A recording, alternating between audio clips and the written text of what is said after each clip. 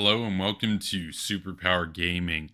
I'm your host, Kevin Castley, and this is another faction guide of Twilight Imperium 4th Edition Discordant Stars fan expansion. And today we're going to be taking a look at the Free Systems Compact. Now, this is a tough one. The actual rating on these guys is moderate, but I disagree. I actually think that these guys are kind of difficult, but maybe you disagree. Maybe you played these guys. Maybe you're looking forward to playing these guys. Maybe in the future you'll play these guys and turns out, they're OP or something. Let me know. Be sure to comment below your thoughts on these guys. But with that, we're going to take a look at them. So their aesthetics are cool. I like purple, obviously. We got their faction colors in the background. Their colors are purple, magenta, and green. We went like purple and magenta for Florzen, or for Damone, I should say. So we're going with purple and green for these guys. So with these guys here, they have some abilities that kind of remind me of the Extra Kingdom, but they're not as powerful as the Extra, if you ask me. But with that, we're going to take a look at them. So we'll go away from the main screen here. I do think their aesthetics are cool. I like the way they look, but I don't think that they're that powerful. But again, maybe I'm wrong. So we'll take a look at these guys. And who doesn't like a challenge, though? I mean, some people play Arborek because it's challenging. Some folks play Sardak because it's kind of challenging. Now, granted, those guys got buffs, but let's talk about the Free Systems Compact. What do they start with? Well, they start with a carrier. They start with 2 cruisers. They start with 2 fighters, 4 infantry, 1 space dock, and a PDS. So they are not 2C4I. They're 1C 4I. And granted, they do start with a PDS. And, that's helpful. I like that. I like PDS. I've said before, I'm a PDS guy. Love PDS. Love PDS2 even more. So, no, that's kind of cool. But their starting tech, it's mad. They start with Cycle Archaeology, which is like, it's okay. I mean, I don't really like green. Only 1 tech. That's kind of tough. Only 1 tech. And they've already got some other stuff that we're going to get into that's not that great. I don't know. I mean, look, given these guys allocations on units, on planets, etc., I would have given these guys more tech to balance that. But okay, we can get into it. So, where are their starting planets? Well, their starting planets are honestly dismal. Their starting planets are a 3-planet system. You don't see too many of those. You got Argent, of course, Sakan, famous for that. But those guys produce stuff there. Those guys have productive planets. What do these guys have? These guys have Iden, which is a 1-0. So we're already not off to a great start. That was like the weakest of Argents. That's like the second weakest of these guys. They have Krull. Krull, okay, that's their strongest. What does it have? It has 1-1. Nice. Okay, beautiful. And what do we have? We have Syrah. That's a 0-1. So when we add it all up, what do we actually have? We have 2-2. 2-2 would be kind of weak in a 1-planet system. Yeah, it'd be kind of weak in a 1-planet system, especially when you compare it to factions like the Titans, which can potentially be a 7-4 home planet, or when we look at Mahat, which, if I recall, with Mahat, it's something like, I think it was a 5-4 or something insane. With these guys, it's a 2-2. You're just 4 total. You got 2 influence and 2 production on 3 planets. Understand, you can basically lose the game. You lose the ability to score objectives just by losing Syrah. So you got to defend Syrah. What does Syrah give you? It gives you 1 influence. Well, that's kind of lame. That's not that great. I would argue these guys probably have the worst home system. And I would say it's worse than the SAR, because the SAR's whole thing is, their mobility. These guys, no, that's not really their thing. They still need their home worlds to score objectives. So that's not good. This is really not good. And then the complexity rating is moderate. And I was saying earlier, I disagree with that. I think their complexity rating with them is difficult, but we'll take a look at their abilities and what they have. I when I compare it to others that are classified as moderate, like we just took a look at the floors and profiteers. I think it's easier to win with them, and they're considered a moderate. I would much rather roll floors in. I mean, I would play these guys if I'm looking for a challenge. I want to be like, yeah, I won with the free systems compact. Okay, you know. So let's look at their faction abilities. Rally to the cause.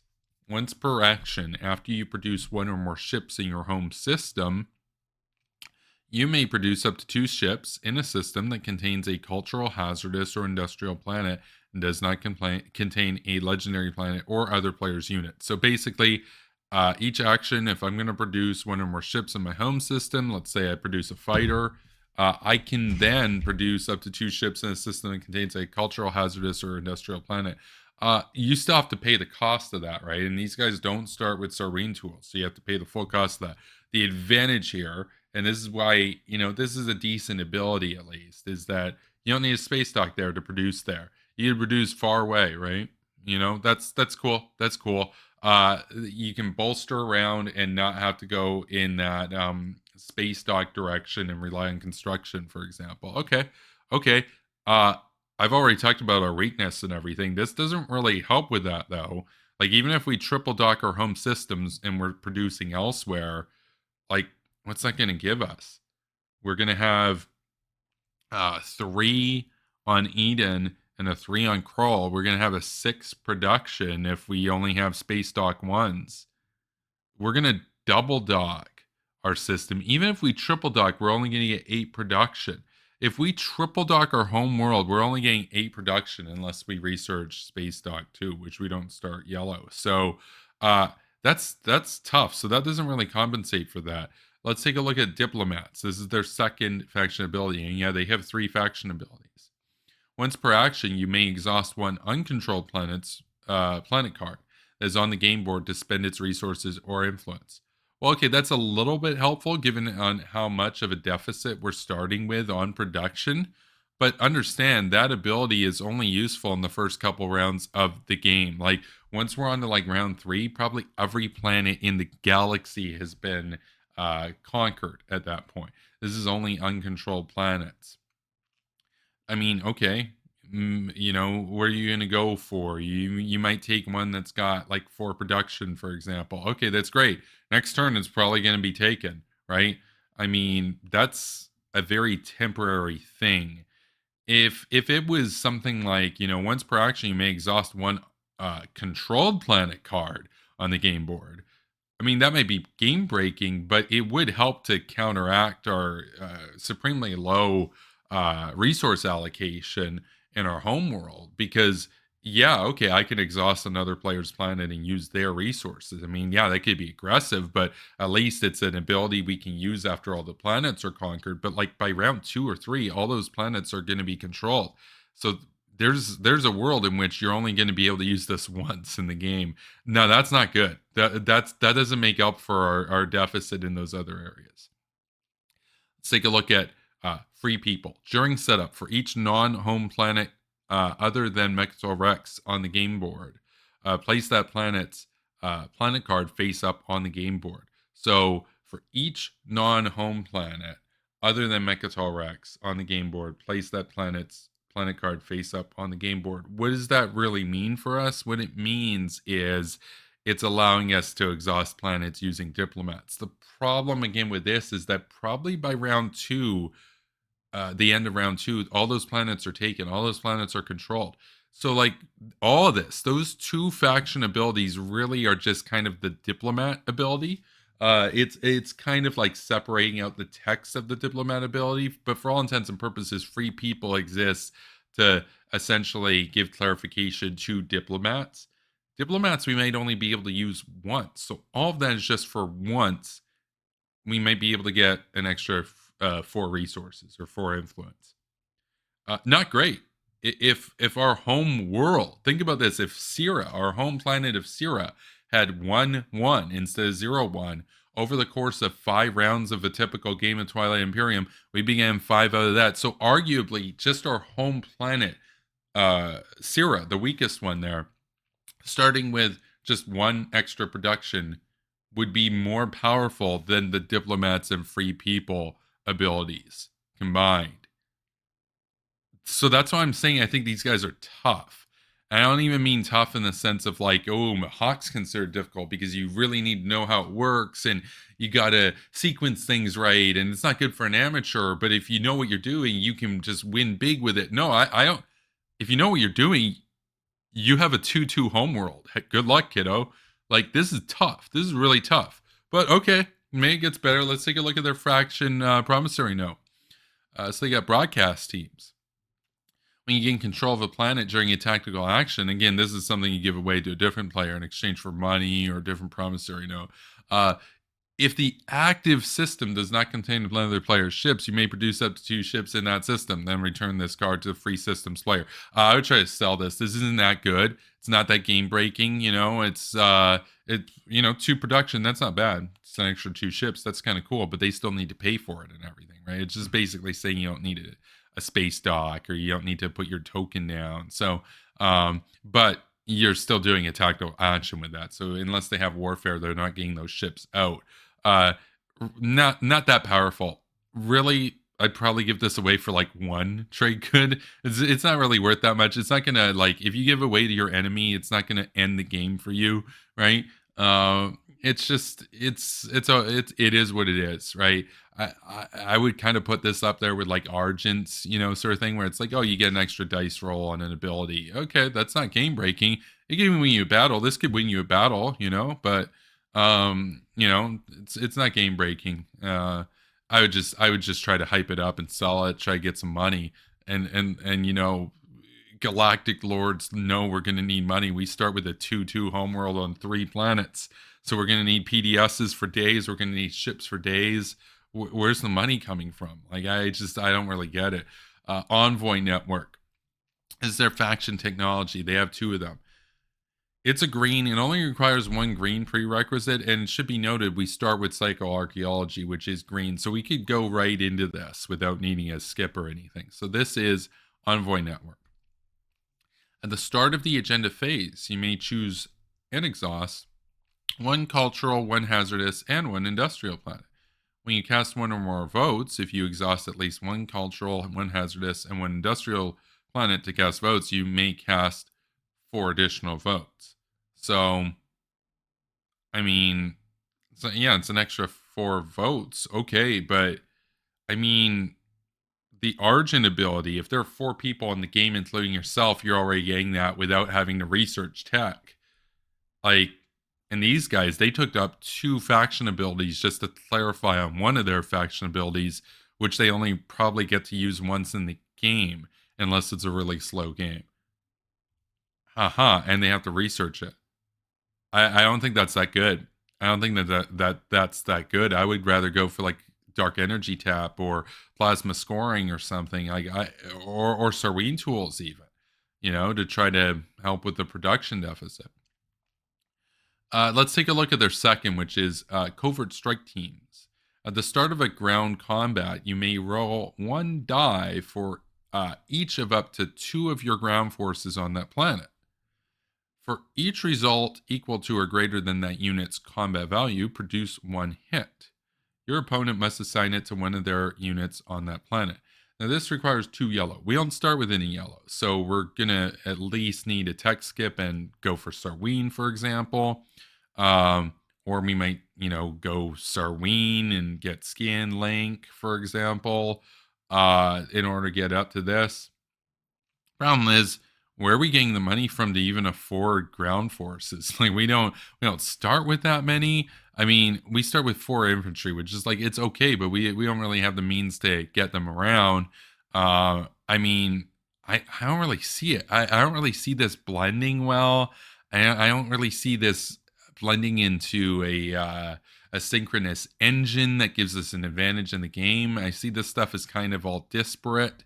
I mean, I don't think I would research either of these technologies. And now maybe you disagree. Maybe there's like some magic recipe where you do this and you do that and you're going to win the game with these guys almost guaranteed. I just don't see it. Let's take a look at their flagship. This is a Vox. Cost of 8. Combat rolls 2 hits on 7s, move 1, capacity 3, I mean, it's a lower capacity, but it's okay because we don't really have the money or resources to produce stuff that would take up capacity. So don't worry about it. Ability, sustain damage. When this unit makes a combat roll, it rolls one additional die for each planet in the system of any trait.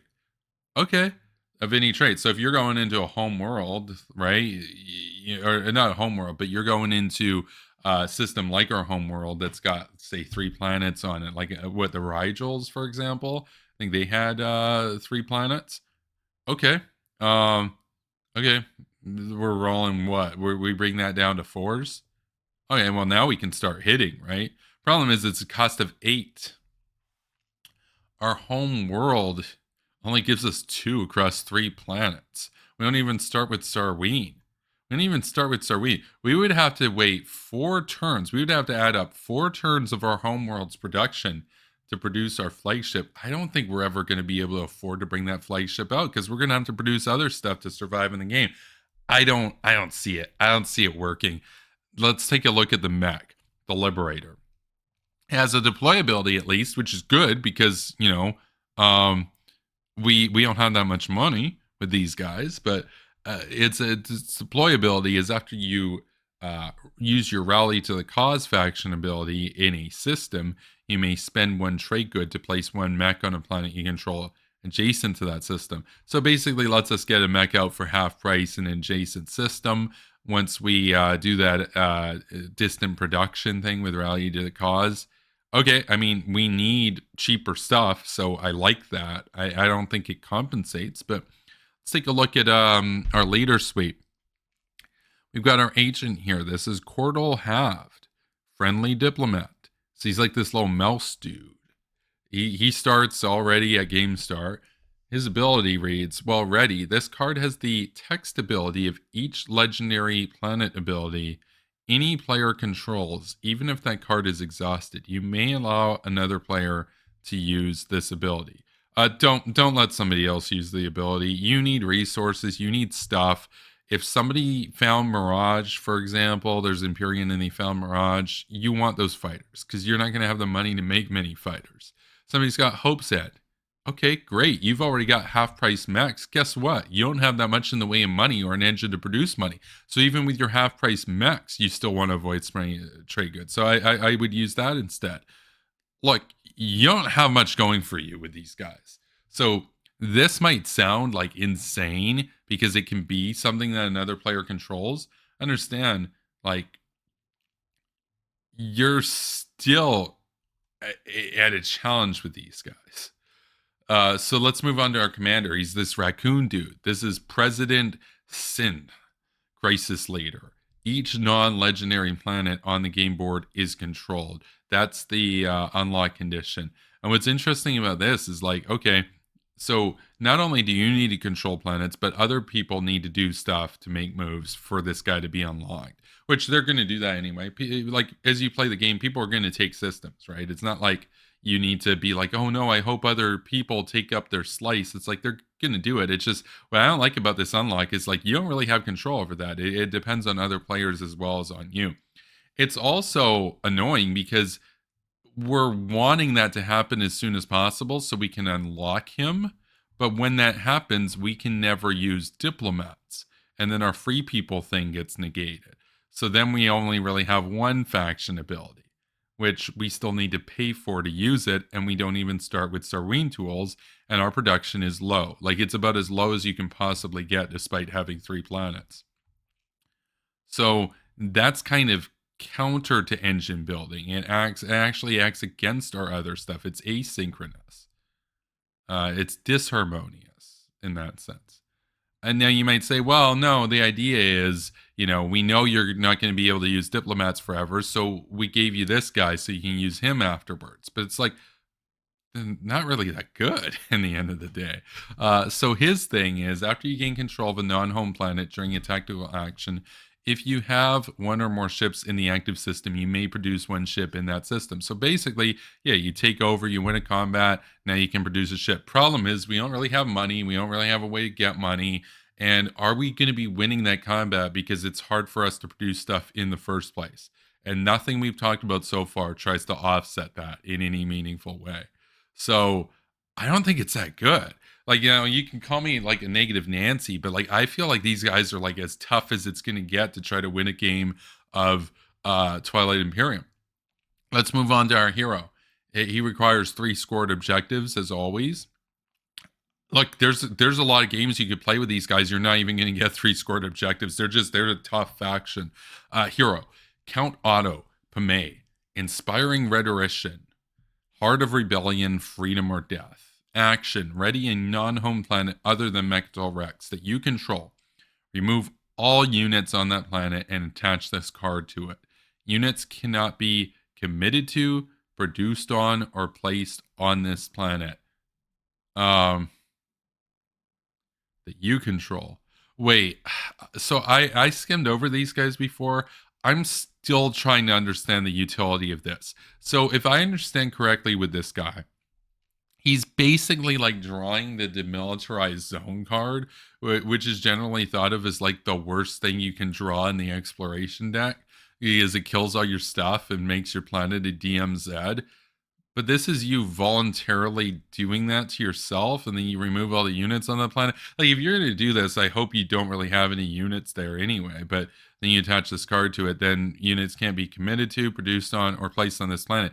This would be cool if you were doing that to somebody else's system. Like, say, you're just going to do that to one of their homeworlds or something. Boom. Like, you can't even use stuff for, let's say, they got a really forward base. They got some good production there. Boom. Now it's a demilitarized zone. It's all gone. You lose your space dock and everything. No, but it's not that. You're doing it to yourself. And then in future, you can't produce stuff there. Okay. The only thing that I can see this adding some serious value to is using it on our home system to take, like, say, Syrah, for example, that we're not going to put stuff on, and make it so, like, yeah, haha, guys, you thought you could take my home system easy because I had 3 planets that were hard to defend.